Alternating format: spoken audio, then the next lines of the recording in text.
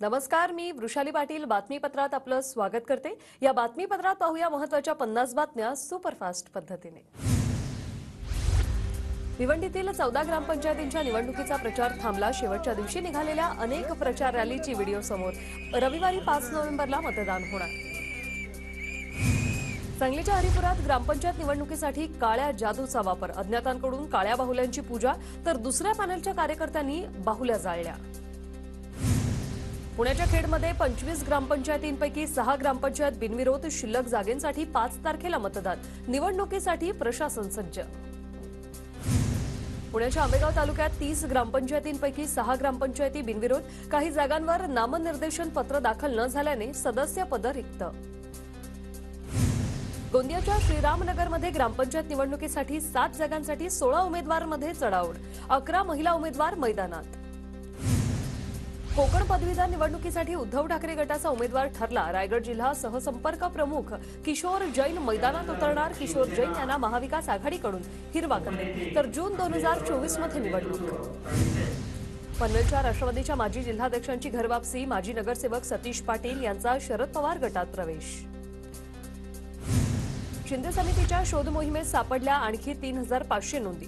मराठवाड्यात कुणबीच्या नोंदी पोहोचल्या 15,000वर। शिंदे समितीतील विश्वसनीय सूत्रांची माहिती।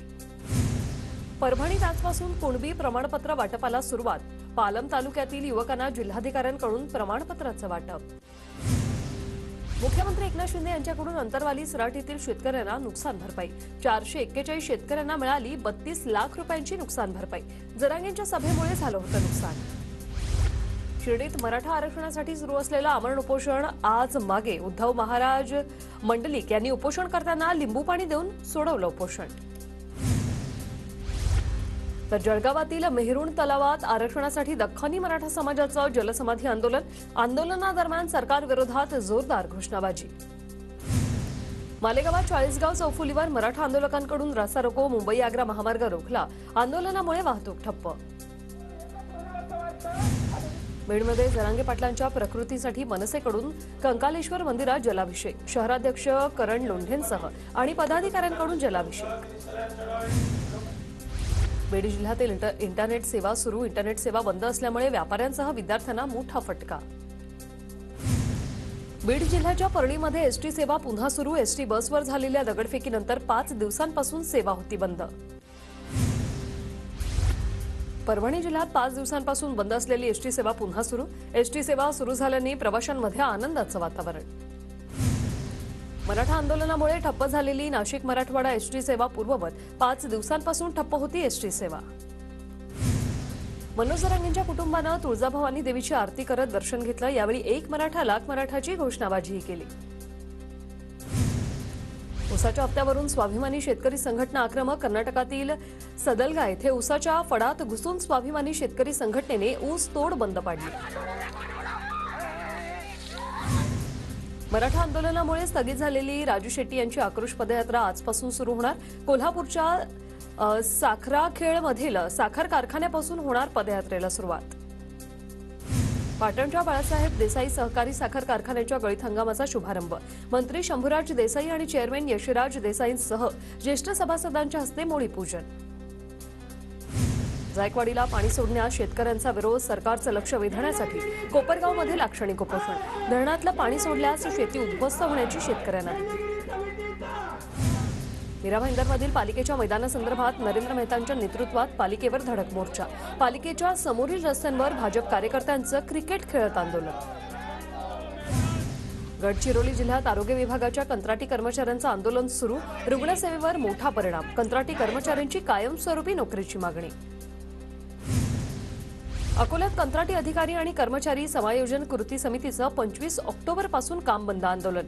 आज आंदोलनाचा 10वा दिवस असल्याने शासनाचा दशक्रिया विधी करत निषेध व्यक्त केला।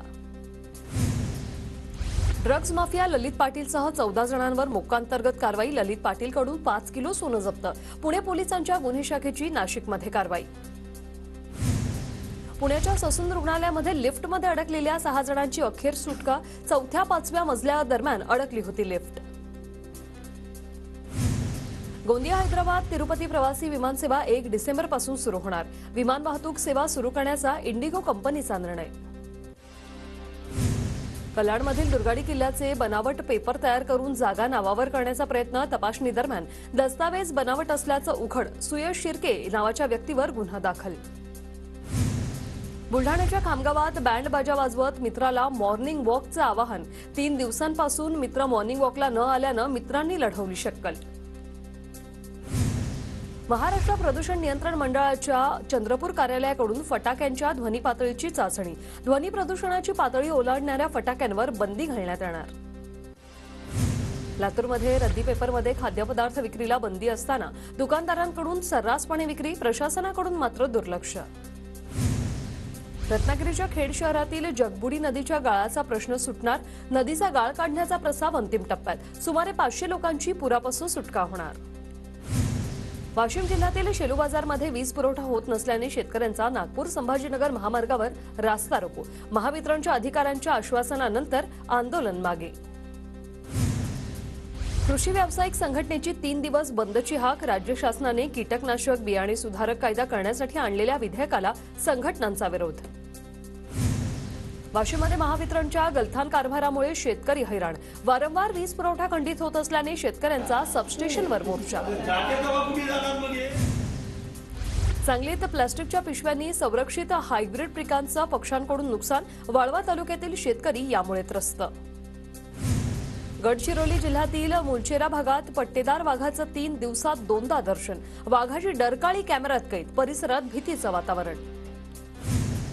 गोंदियातील जलाशयांवर परदेशी पक्ष्यांचं आगमन. पक्षीप्रेमींची जलाशयांवर गर्दी. विविध परदेशी पक्षी ठरतायत आकर्षणाचा विषय. सिंधुदुर्गच्या वेंगुर्ल्यातील निवतीसमोरील समुद्रात किलर वेलचं पहिल्यांदाच दर्शन. किलर वेल समूहाने फिरत असताना मच्छीमारांच्या निदर्शनास.